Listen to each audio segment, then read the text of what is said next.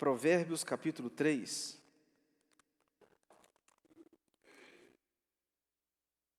Os 5 pilares que influenciam o seu futuro na sua vida. Eu vou começar lançando mão desse verso para a gente conversar um pouquinho nessa manhã. Provérbios 3, verso 5 e 6.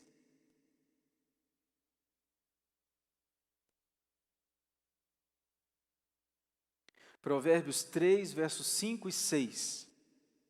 São 2 versos, poderíamos ler juntos, que assim você me ajuda e eu te ajudo e fica bonito. Vamos lá? 5 e 6, os 2 versos, vamos lá? Confia no Senhor de todo o teu coração e não te estribes no teu próprio entendimento. Reconhece-o em todos os teus caminhos e ele endireitará as tuas veredas. Essa versão que nós adotamos é a ARA, né? A revista atualizada. Mas há uma versão que eu gosto muito desse texto, que é a Nova Linguagem de hoje. Eu acho interessante a forma como eles traduziram. E eles dizem assim, a tradução: confie no Senhor de todo o coração e não se apoie na sua própria inteligência. Lembre de Deus em tudo o que fizer e Ele mostrará o caminho certo.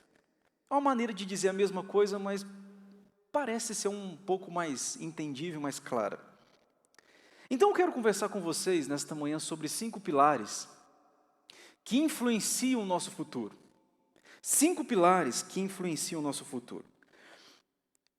Antes de eu falar do primeiro pilar, eu quero dizer um negócio para vocês. Viver é um negócio complicado. E eu tenho certeza que aqueles que aqui estão, que são maduros, concordam comigo. Não há nada mais complexo do que a vida, a nossa. A vida do ser humano é mais complexa do que a vida dos animais, do que a vida de todas as coisas que Deus criou. É muito complexa. A nossa vida é uma vida, assim, cheia de detalhes, cheio de mistérios, cheio de coisas. Somos um ser composto de alma e corpo, já está aí uma complexidade. O animal só tem corpo, mas nós temos corpo e alma. Mudou.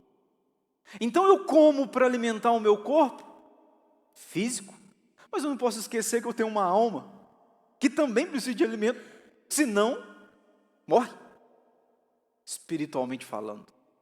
Bom, tendo em vista que a vida é complexa, eu queria trazer nesta manhã para vocês, assim, 5 coisas que eu vou dizer que elas não são definitivas, mas elas influenciam de algum modo o nosso futuro, quando a gente tem futuro. Então, pensa comigo aqui, hoje, é o futuro daquilo que a gente plantou ontem, ok?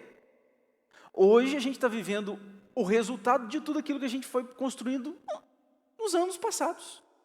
E o hoje, a gente está plantando para colher no futuro, se Deus nos permitir, viver lá. Ok. Então tem atitudes, tem ações que a gente faz hoje que vão refletir para o bem ou para o mal. Então, o que eu vou conversar nesta manhã com vocês é sobre essa administração de vida. É a gente ter sabedoria para lidar no dia a dia, para lá na frente, colher coisas melhores. Coisas que, se um ímpio, eu lembro do pastor Fábio Luiz de Carvalho que pregou aqui um dia, ele falou assim, que na vida a gente tem alguns botões para apertar. Ele falou de uma forma muito mais bonita que eu vou falar aqui agora, mas ele falou mais ou menos assim, a gente tem alguns botões, pum, que às vezes o crente apertou esse botão e ele vai colher frutos. Mas às vezes o ímpio aperta o botão e colhe. Por exemplo, tem um princípio na vida que a gente colhe o que a gente planta. Então isso vale para o crente, vale para o ímpio. Eu estou plantando coisas boas, estou apertando o botão, vou colher coisas boas. Eu estou plantando coisas ruins, estou apertando um botão, vou colher coisas ruins. É um princípio para a vida, do crente e daquele que não é crente. E Provérbios, no capítulo 3, esse é um texto profundo, o verso que nós lemos: confia no Senhor de todo o teu coração. Eu acho assim, os detalhes da Bíblia que para mim fazem muita diferença. Confia no Senhor, mas o texto está dizendo, não é uma confiança assim rasa, miúda. Confia de todo o seu coração. É uma confiança muito maior de um filho pequeno tem num pai. Os papais aqui, mamães, quando tinha um filho pequenininho, eu fiz isso com meu filho, coloquei no guarda-roupa em cima, e ele amou ficar aquela ideia de ser mais alto, e eu falei, pula filho, e ele simplesmente fez aqui, ó. Ele não pulou, ele se entregou. A confiança em Deus que você e eu temos que ter, muito maior do que aquela que o meu filho estava tendo em mim. Se meu filho soubesse quem eu sou, eu acho que ele não teria 10% de coragem. Mas ele simplesmente, ó, na cabecinha dele, meu pai jamais vai deixar eu espatifar no chão. Então, confia no Senhor, diz a Bíblia, de todo o teu coração. Aí diz a Bíblia ainda mais. E não te estribes, não se apoie, não confie no seu próprio entendimento. A Bíblia está falando para você não ter entendimento? Não. A Bíblia está falando para você não fazer da sua mente uma base. Eu vou porque eu sei. Eu vou porque eu sou capaz. Eu vou porque eu sou inteligente. Não. Nós vamos porque Deus vai nos guardar. É o meu filho pulando nesse cenário que eu contei. Eu pulo, não é porque eu sei. Eu pulo porque o papai vai me segurar. Então, confiar no Senhor e jamais confiar no nosso próprio entendimento. Aí vai dizer o verso 6, reconhece-o em todos os teus caminhos e ele endireitará as tuas veredas. Como diz a outra versão, né? Lembre-se de Deus em tudo que fizer e ele mostrará o seu caminho. Bom, 5 pilares. Primeiro pilar. É a sua rotina de vida que influencia o seu futuro. É a sua rotina de vida que influencia o seu futuro. Só pode explicar? Vou explicar. Não engordamos por causa de uma refeição. O que engorda não é uma feijoada que você come uma vez por mês. Um churrasco com aquela picanha. 3 dedos de gordura. Isso não engorda. Mas é bom, diz o Lenis que é bom. Isso que você faz periodicamente, esporadicamente, não impacta. Mas o que causa mal a gente? São os hábitos que são realizados todos os dias. Se eu comer uma comida, um gula da vida, né, que é aquela que criança, você abre o pacote e ela dá um sorriso no rosto, né, que deveria chamar, promove sorrisos, que criança, se abrir uma sacolinha daquela, eu chamo lá em casa de besteirinha. Eu falo, filho, hoje eu comprei uma besteirinha. A alegria chega na casa. Comprei uma besteirinha. Comer uma besteirinha de vez em quando, tolerável. Mas come uma besteirinha todo dia. Segunda de manhã, terça de manhã, quarta de manhã, que você vai ver como é que você vai... Você que vai ficar uma besteirinha. O que muda a vida da gente não é o que a gente faz pontualmente. O que muda a vida da gente é o que a gente faz todos os dias. E é aquilo que determina o nosso futuro. A Bíblia diz assim, sobre tudo que se deve guardar, guarda o teu coração, Provérbios 4, 23. E eu gosto muito do que a história conta. Thomas Edison foi o criador de muitas coisas. Dizem que Thomas Edison foi um dos maiores inventores que já pisou na Terra. E há um escrito dele que ele diz qual foi o segredo. E o segredo que ele contou foi, todos os dias, eu fazia a mesma coisa. Eu ia para minha sala, uma espécie de quarto que ele tinha, e ele ia fazendo testes, experiências, todos os dias.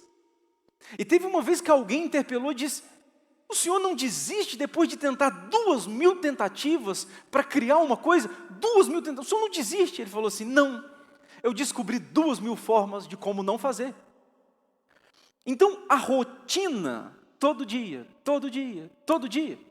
levou ele a ser um dos maiores inventores dos últimos tempos. Thomas Edison. Pelé, o jogador de futebol que faleceu agora recentemente, mas que os mais antigos aqui viam ele jogar bola, e há relatos, eu já escutei muitos de vocês dizendo isso, que Pelé jogava muito mais do que muitos outros da atualidade, embora no tempo dele recebia menos. E um dia, eu não sei se vocês sabem, Pelé é mineiro, né? É de Três Corações, que não é tão distante de nós. Nasceu num bairro pobre, numa família pobre, e um dia perguntaram ao Pelé, quando ele estava vivo, qual foi o segredo? Ele falou, o segredo é que eu nunca parei de treinar. Eu nunca parei de treinar. Onde eu estava, as pessoas falavam assim, chegou o topo. Ele dizia, eu não cheguei, eu continuo treinando, todos os dias treinando. Bom, eu não sei se você vê Pelé como um bom jogador ou não, essa não é a conversa. Só quero mostrar que, de alguma forma, ele fez um negócio diferente. Que ele se tornou conhecido mundialmente. O que muda a vida da gente? Rotinas. Qual é a sua rotina? E rotina é um negócio que a gente não gosta. É igual, você já foi na academia? Alguns da igreja aqui ficam assim comigo, pastor, vamos na academia, vamos na academia. Acho que eles estão vendo que eu estou dando... Aí eles estão me dando um conselho, né? Vamos na academia. Aí, você já foi na academia? Eu fui uma vez na vida na academia. Quando você vai na academia, aí você tem que começar leve. Mas o leve dói. O dia seguinte, meu irmão, você está assim, todo arrebentado. Você pensa nem ir mais. Estou falando com uns aí, atletas que malham, ó. E só que o que acontece? Se você persistir, aquela prática virar uma rotina, daqui a pouco o seu corpo se adapta, daqui a pouco você está colhendo frutos.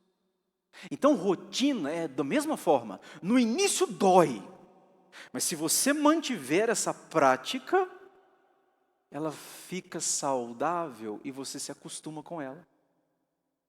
Então, rotina, por exemplo, espirituais. Ler Bíblia.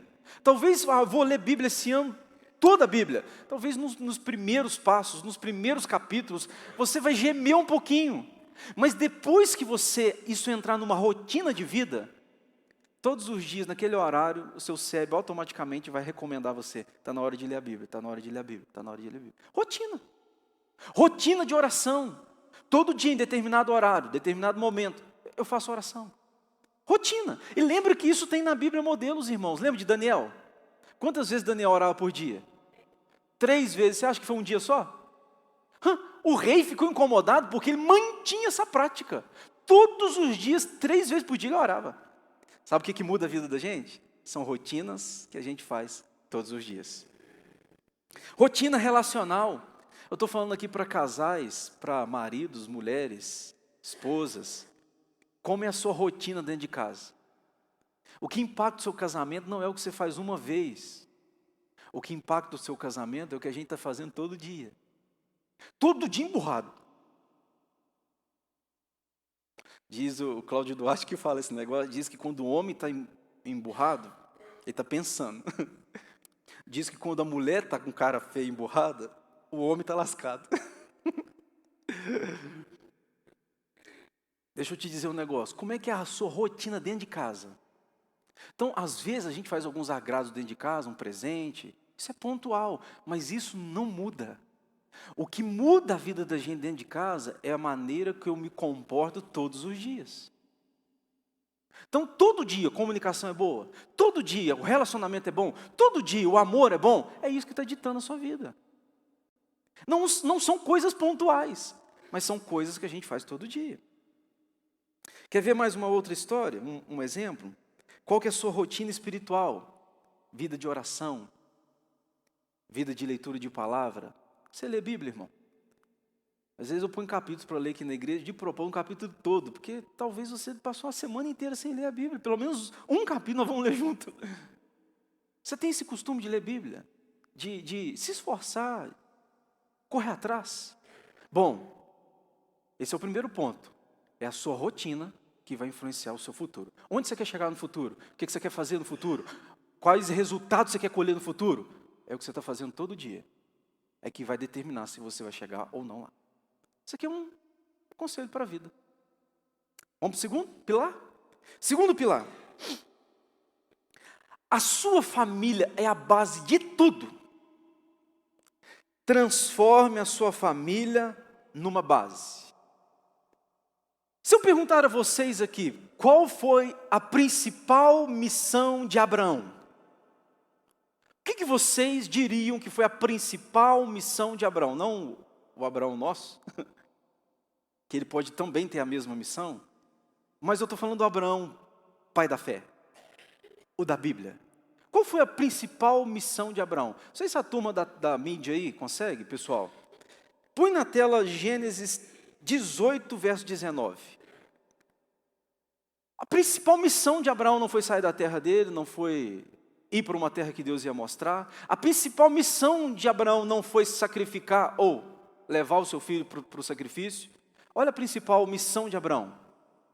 Porque eu o escolhi para que ordene a seus filhos e a sua casa depois dele, a fim de que guardem o caminho do Senhor e pratiquem a justiça e o juízo, para que o Senhor faça vir sobre Abraão o que tem falado a seu respeito. Essa foi a principal missão de Abraão. Deus fez tudo na vida dele com esse propósito. Abraão, eu quero que você ordene a seus filhos e a sua casa. Eu quero que você plante no coração dos filhos quem eu sou. Essa é a principal missão. Ou seja, Abraão transforma a sua casa numa base. A família é a base de tudo, irmão. Das coisas boas e ruins. Pensa onde Hitler foi treinado. Você já imaginou que Hitler um dia teve no colinho da mãe dele? A mãe dele pegando uma mamadeira. Hitler, um dia estava aqui, ó. Mas cresceu um monstro. E dizem que Hitler se tornou, isso é história, não tenho como provar, mas já li isso em diversas literaturas, que Hitler se transformou em quem foi, porque quando ele era adolescente, ele se interessou por uma judia, e uma judia o rejeitou. Sabe aquele desejo assim de adolescente? Aquelas paqueras? A literatura diz que ele gostou de uma judia, e a judia o desprezou, e aquilo foi para o coração, não foi tratado. Teve ódio dos judeus, matou mais de 6 milhões de judeus. Eu estive na Alemanha, onde montaram um holocausto em homenagem aos judeus, com todos os nomes, e aí colocaram em cima de um trilho de trem, assim, ó. E aí é uma linha cheia de nomes, mais de 6 milhões de nomes, todos eles espalhados assim, ó. Loucura. Hitler aprendeu muitas coisas, viveu dentro de casa. É a sua família que é a base de tudo. Eu gosto de pensar o seguinte: a vida é como um avião que tem um aeroporto. E a gente é o avião, e o aeroporto é a nossa família. Quando você pensa que você é um avião, você precisa da família, base, para você poder decolar e para você poder pousar. Então, se a base, ela precisa estar bem construída, porque esse avião precisa de manutenção. Como é que está a sua família? Ela pode dar essa manutenção? Esse avião precisa de combustível. Como é que está a sua família? Pode fornecer combustível? Agora, presta atenção. Se o avião não tiver um aeroporto bom, uma base boa, não consegue voar. Ele não consegue pousar. Ele vai sair de onde? Vai chegar aonde? Então, a sua família, a minha família, é como um aeroporto que dá toda uma estrutura para a gente voar na vida. Para a gente fazer as coisas na vida. É a família. E isso é tão importante, irmãos, porque a família da gente é o lugar de segurança, de afeto. Aos papais e mamães aqui, concordem comigo aqui se vocês já tiverem essa experiência. Já tiveram a experiência de que seu filho sai de casa, aí lá fora acontece alguma coisa que ele engole choro. Ele engole choro. Quando ele volta para casa e vê o pai ou a mãe, ele desaba. Já tiveram essa experiência ou não? Os papais aí. Às vezes na escolinha, às vezes até na igreja. O filho não tem a ausência do pai e da mãe, ele engole choro, porque ele não tem segurança emocional para poder chorar. Então ele trava. Ele queria, mas ele trava. Quando o papai e a mamãe aparecem, por quê? Trouxe segurança, agora eu posso ser eu de verdade, agora eu posso me abrir. Então a família da gente é a base, irmão.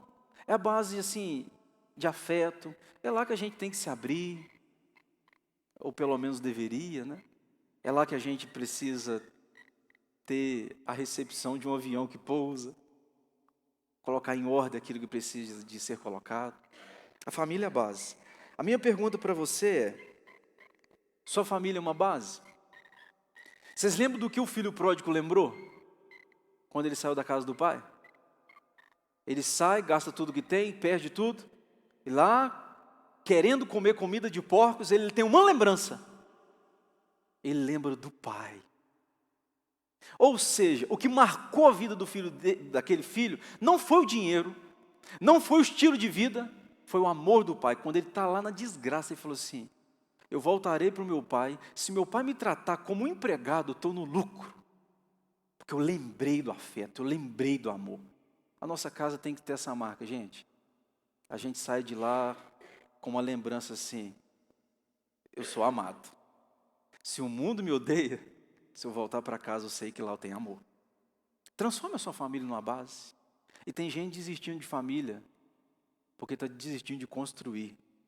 E transformar uma casa, uma família, numa base, é igual você construir um aeroporto, irmão. Dá trabalho. Leva tempo. Agora, terceiro lugar. Escute isso aqui. Terceiro. Ambientes influenciam sua saúde espiritual. Vê se vocês conseguem jogar o terceiro aí, turma. Ambientes influenciam sua saúde espiritual, emocional e física. 1 Coríntios 15, 33. Não vos enganeis. As más conversações corrompem os bons costumes. Não vos enganeis. Sabe o que a Bíblia está dizendo? Toma cuidado com o ambiente. Eu tinha uma planta lá em casa, ainda tenho. Uma rafis. A gente colocou ela na sala. Aí nós compramos tudo. Compramos adubo. Fui ali. Qual que é o melhor? Ah, tem isso aqui, você põe na água, joga na água. Fiz um negócio tudo para viver. Aí começou cada dia a ficar mais murcho, mais murcho, mais murcho. Aí fui conversar com o Heitor lá embaixo. O Heitor falou assim: pastor, faz o seguinte, troca de lugar. Plantas às vezes não gostam, não é que está faltando adubo. Às vezes ela não gostou do lugar. Troca de lugar. Peguei a planta, 2 metros, coloquei do outro lado da parede. Você acredita que a planta... Ô gente, ambientes impactam a vida de uma planta. Você acha que ambiente não vai impactar a nossa vida? Quais são o rol de amizade que você tem? Quem entra na sua casa? Quem senta na sua mesa? Quem almoça com você? Com quem você lida todos os dias? Está influenciando a sua vida. Ah, não, eu sou influenciado. Irmão, todos nós somos influenciados. Inconscientemente ou conscientemente, nós somos gente. Qual de nós nunca viu um filho fazer uma coisa que o pai está fazendo ou que a mãe está fazendo? Ou falar uma coisa que o tio falou, que um amiguinho da escola falou? Influência. Então os ambientes moldam a gente. E louva a Deus para a gente ter o ambiente da igreja. Que o ambiente da igreja ajuda a gente a ser menos pior. Porque eu lido com crente, eu lido com outro que carece da graça de Deus tanto quanto eu. Eu lido com gente que precisa de Deus. Então esse negócio influencia a minha vida. Ambientes influenciam sua vida espiritual, emocional e física. Não adianta, você pode vir domingo de manhã, domingo à noite, quarta-feira no culto. Mas se durante a semana o seu rol de amigos conta piada, é fofoqueiro, é linguarudo, não adianta. São eles que estão impactando a sua vida, não sou eu, não é a igreja. Não tem conversa. Não adianta o seu filho, se você traz ele na escola dominical, traz ele na quarta, no cultinho da quarta-feira, você traz, eu sou muito zeloso, eu faço muito, que bom que você faz, mas o seu filho, durante a semana inteira, ele está no ambiente, dentro de casa e fora de casa, fala mal da igreja, fala mal do pastor, fala mal dos crentes, não adianta, irmão, é em vão tudo aquilo que você está fazendo, porque a maior parte do tempo ele está no ambiente que é contrário a este ambiente. Então não adianta. Então o que a gente tem que fazer dia a dia? Sabe o que a gente tem que fazer? A gente precisa de melhorar o ambiente da gente. Sua casa precisa ser bem organizada. De vez em quando lá em casa eu tenho um escritório, meu gabinete é lá, se Deus permitir eu vou trazer para a igreja. De vez em quando eu dou uma faxina, vou acumulando papel, sabe como é que é? Vocês são assim também? Vou acumulando. Houve um tempo que todos os meus sermões eram impressos. Eu cheguei a ter uma pilha dessa altura de sermão. Dessa altura. Eu falava assim, um dia vai ser útil. Um dia eu vou usar. Você nunca usa, o negócio vai acumulando assim. Aí um dia eu falei, não, agora já era, filho. Agora eu pego esse negócio, põe fogo mesmo, queimei, joguei fora. Aí de vez em quando você tem que, irmão, organize a sua casa, organize a sua cozinha, organize a sua vida. Eu gosto de uma frase que um colega meu disse, falou assim, Alexandre, casa organizada é um sinal de mente organizada. Casa desorganizada pode ser um sinal de mente desorganizada. Com as devidas exceções que às vezes a vida põe a gente, você sabe. Mas quando a gente pode, a gente deve organizar sim. Organize. Pare de andar num ambiente de pessoas fofoqueiras, pessoas linguarudas. São um tipo de pessoas que você não devia nem ter chamado de amigo. Pare de andar num ambiente onde as piadas são contrárias aos princípios bíblicos. Pare. Fuja desse ambiente, saia, irmão. Vocês têm a opção de evitar, evite. Cuidado com quem você chama para sentar na sua casa, na sala, para comer com você. Toma cuidado. Os ambientes estão moldando você e isso impacta o seu futuro. Toma muito cuidado. Agora eu vou para quarto. Escute aqui, em quarto lugar. Para a gente poder pensar, depois nós vamos ter quinto, nós vamos embora para casa. Prioridades são mais importantes do que urgência. Prioridades são mais importantes do que urgência. Só pode explicar? Eu vou tentar explicar. Prioridade é aquilo que é essencial. Urgência é aquilo que aparece, que nem sempre é importante, é prioritário. Você tem uma prioridade nesse dia. Qual que é a prioridade? Só um exemplo. Eu estipulei que hoje minha prioridade, eu preciso de ir ao banco. Dia a dia nosso. Hoje eu tenho que ir ao banco. Prioridade. Se eu não for, o negócio dá ruim. Tem que ir. Beleza. Só que, antes de você ir ao banco, você pode receber um telefonema, você pode receber um convite, você pode um amigo aparecer, rapaz, eu estou precisando de uma companhia para ir para Moimirim. Isso é urgência. São coisas que apareceram para te tirar da prioridade. Aí se você não tiver foco, o amigo te chama e fala assim, vamos em Moimirim comigo, é rapidinho. Rapaz, mas eu tenho que ir ao banco. Não, mas é rapidinho. Então, abri mão da prioridade. Eu vou na urgência. Eu vou para o Moimirim, de repente dá um problema lá em Moimirim, passou o dia todo mundo, você olha para o relógio, o banco fechou. Eu deixei a prioridade por causa da urgência, aspas, que apareceu.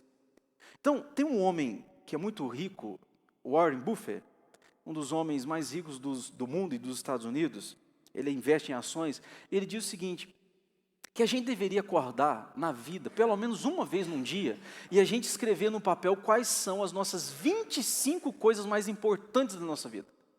Ele diz, quais são as 25 coisas mais importantes? Você põe no papel. O que para você é o mais prioritário, que você não pode abrir mão? Põe no papel. Aí ele disse, agora você vai colocar dessas 25, você vai escolher 5, que em hipótese alguma, você vai abrir mão delas. Faça isso, diz ele, que sua vida vai ser transformada. E um dos segredos que ele diz que se tornou o homem mais rico dos ricos, é que ele mantém uma vida com prioridade. Ele diz, eu tenho prioridade. Irmãos, nenhum de nós aqui devia levantar da cama sem saber o que a gente vai fazer durante o dia. Tem que dar uma pensada, acordei, irmão, então vou fazer uma agenda, no meu dia hoje vai ter isso, vou fazer tal compromisso, vou trabalhar até tal horário, vou dar atenção à minha família, meu filho, aqui. Porque durante o resto do dia, se prepare, irmão, vai ter um punhado de coisa para te distrair. É assim na sua vida? Na minha é assim. Quando você pensa que não, acabou o dia. Você pensa que não, né? Então, prioridades são mais importantes do que urgências. Salmo 90, 12, vocês lembram? Ensina-nos a contar os nossos dias. Para quê? Alcancemos coração sábio. O que é ensinar a contar os nossos dias? Saiba administrar. Porque se você perder o fio do jogo, vai dar ruim. Agora o último conselho, ou o último pilar, é este aqui. Este aqui, eu acho que você devia prestar atenção. O dinheiro influencia as coisas mais importantes da vida. Escute, eu não estou dizendo que o dinheiro é a coisa mais importante. mas ele influencia as coisas mais importantes. Quer um exemplo? Sua saúde. Acha que tem um impacto direto do dinheiro ou não na sua saúde? É claro que tem. Se você tem condições de comprar um remédio no momento que você está debilitado, aquilo pode ser uma solução.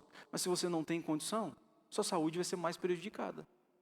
Então o dinheiro não é o mais importante, mas o dinheiro influencia as coisas mais importantes. Saúde é mais importante do que o dinheiro, mas o dinheiro pode influenciar a minha saúde. Relacionamento familiar, coisa muito mais importante que o dinheiro. Porque pior do que você não ter uma conta bancária gorda, é você viver um inferno dentro de casa. É muito pior. É melhor ter saldo zero, uma poupança, do que você ir para dentro de casa e ser um inferno. Eu prefiro. Do que o contrário. Às vezes você tem centenas de reais numa conta, mas você chega dentro de casa e você fala assim, rapaz, aqui é um paraíso. Aí você fala assim, cara, o que importa aquilo?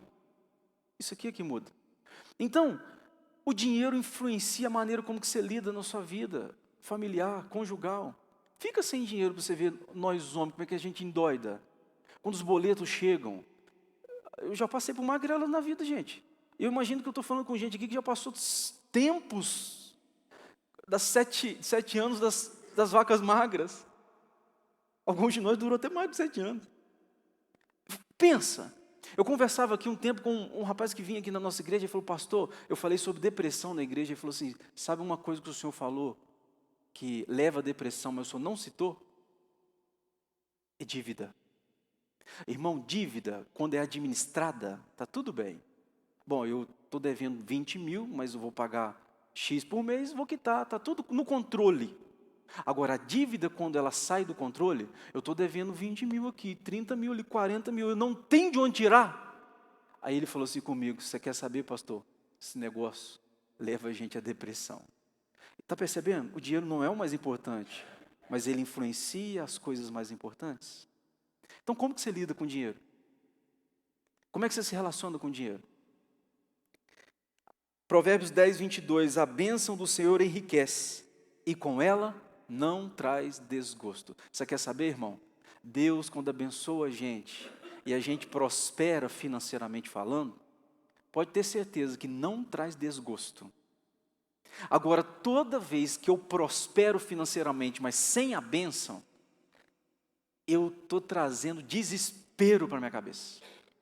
É um negócio assim que me perturba. Tem muita gente endinheirada, endoidando. Estou falando sério. Por quê? Tem grana, mas não tem a bênção. Oxalá, né? Tomara que a gente receba as bênçãos financeiras acompanhadas das bênçãos de Deus. Porque diz a Bíblia que a bênção do Senhor enriquece, mas não traz desgosto, não traz pesadelo. Você quer ver como é que uma bênção pode ser um grande desgosto? É a família na hora que tem que dividir os bens. Já viu como é que é unida? Ah, tem 3 sítios para dividir para 3 filhos. Ah, aqui, como é que é uma maravilha, né? Não precisa nem de advogado. Irmão, pensa num negócio trágico. Na maioria dos casos, há exceções. Posso dar umas dicas para a gente ir embora para casa? Primeiro, se você quer impactar o seu futuro, seja bom no que você faz. O que você faz? Seja bom. Seja bom no que você faz. Nenhum de nós precisamos fazer tantas coisas. Mas aquela que eu fizer, vou ser bom naquilo que eu fizer. Então, tome muito cuidado com esse negócio. Não queira ser multitarefa, vou fazer 1 milhão de coisas. Não, porque tem gente que faz 1 milhão de coisas e 1 milhão de coisas mal feitas. Faça bem o que você faz. Quando você vai chamar um pedreiro para sua casa, você procura o quê? Um bom pedreiro. Rapaz, eu vou construir uma casa, a primeira coisa que eu vou atrás é alguém que seja bom no que faz. Esse é um critério. Então seja bom. Você trabalha com café? Seja bom, o melhor nessa área. Com o que você trabalha? Eu trabalho no comércio. Seja bom. Esforce-se para você ser o seu melhor. Porque o seu melhor é que vai impactar o seu futuro. Então seja bom. E aliás, irmão, eu vou dizer um negócio. Você vai limpar uma casa. Se você for bom, o negócio é diferente. As pessoas olham para você diferente. Existe faxina e faxina. Existe limpeza e limpeza. Existe arroz e arroz. Você consegue entender? Tem arroz que você come, é arroz, mas você fala assim, rapaz, deu até fome, só de eu falar esse negócio que você fala, é verdade. Então, é a maneira como que a gente faz, com zelo, com dedicação, com excelência. Seja bom, não vai faltar emprego, não vai faltar salário, não vai faltar grana. Aliás, se você for bom no que você faz, espere. Bom, com fidelidade a Deus, espere. Deus vai colocar você subir alguns degraus na sua vida, em todas as áreas. Seja bom. Segundo, trabalhe com sabedoria, irmão. Trabalhe com sabedoria. É aquela história do camarada que estava derrubando árvores, dando machadada, derrubando árvores. E aí o outro estava parado, amolando o machado. Que perca de tempo, hein? Que perca de tempo, hein? E dando machadada e criticando o que estava amolando. O que estava amolando, depois de terminar o trabalho, com poucas machadadas derrubava a árvore. O cara estava lá com um machado cego. Ou seja, o de cá trabalhou com sabedoria e o de cá faltou sabedoria. Pare um pouquinho para pensar. Qual que é a melhor forma de fazer o que você faz? Quem está fazendo diferente? Esteja de coração aberto para aprender. Sempre tem umas coisas assim que pode ajudar a gente. Umas dicas, umas orientações, uns métodos. Então, coração aberto pode ajudar demais você. Coração aprendiz, né? Olha, deixa eu olhar e ver com quem está fazendo diferente, que eu quero aprender. Seja diligente, trabalhe com sabedoria. E por último, põe Deus em tudo que você faz, irmão. Se vou limpar uma casa, vou lavar um carro, eu vou vender um café, Senhor, que a tua bênção esteja comigo. É o que Provérbios 3 está ensinando. Quando a gente lembra do Senhor em tudo que a gente faz, o resultado está aqui, ó. Ele endireitará as tuas veredas. Pastor, é tão simples. Mas põe Deus, que vai ficar melhor. Eu vou fazer um almoço. Ajuda, Senhor. Eu gostava demais do Zé João. Está com o Senhor já, o pastor José João de Paula. Tudo o que ele ia fazer, se ele pegasse o carro para ele daqui no posto de gasolina fazer uma oração antes. É curioso isso, né? Antes de ligar o carro, Senhor, eu vou ligar esse carro, vou até o posto de gasolina, me guarde. Está errado, irmão? Está errado não. Deixa eu dizer, ponha Deus em tudo que você faz. Desde as coisas mais simples até as mais extraordinárias. Ponha Deus. Ele vai endireitar os nossos caminhos. 5 pilares que eu tenho certeza que podem influenciar muito o nosso futuro. Eu espero que influencie para o bem nosso, para a glória de Deus.